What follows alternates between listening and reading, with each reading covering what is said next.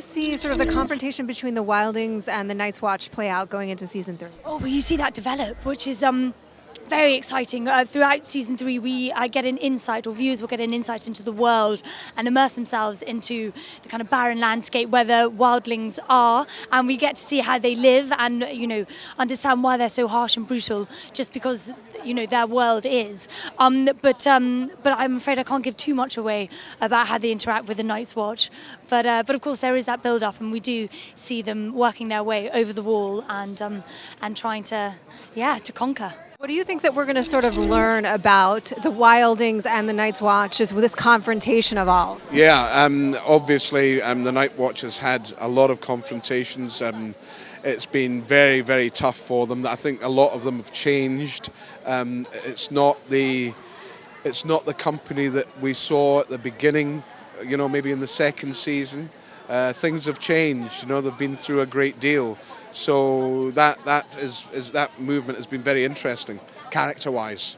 Before they set off beyond the wall for this expedition, they were aware that certain things definitely did exist north of the wall, and certain other things were rumoured to exist north of the wall. But I think that once you've literally stared death in the face, I don't think that can help but have an effect on you.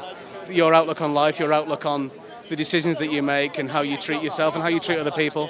I don't think that anybody could face that and not come out of it a completely changed person. So it was very interesting to kind of explore that through this season. How does your relationship with Jon Snow develop over the season? Well, we see it continue and flourish, but in which way, I'm afraid once again I have to be fairly tight-lipped about that. But certainly they spend a lot of time together, and Jon Snow throws himself into the world of the Wildling community, and we're not sure whether he's going to be a traitor or whether he's going to be loyal. So they do spend a lot of time together this season, the two characters do. This is sort of the culmination of your character's life work. So how is the rise of the White Walkers going to affect him?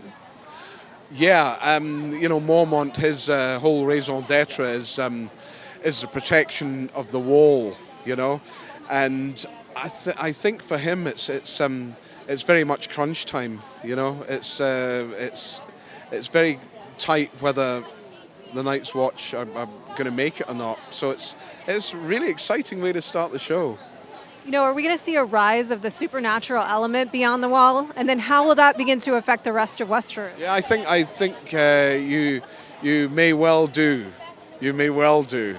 But the Night Watch are up for it. They'll do the best. But I think you're right. Yeah. What is your take on the Wildlings? What do you think they want? What is sort of their motive? They want to be free.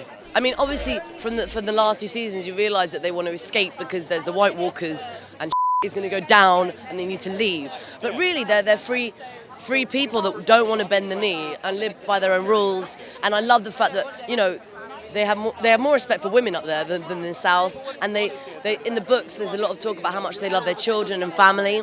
So I'm definitely up for I'm Wildling crew, definitely. They want freedom. They want freedom. They also want to, they are free already, but they also want that for other people, and they also want to get their land back. They feel that they were robbed of what is truly theirs, and they're fighting for their right.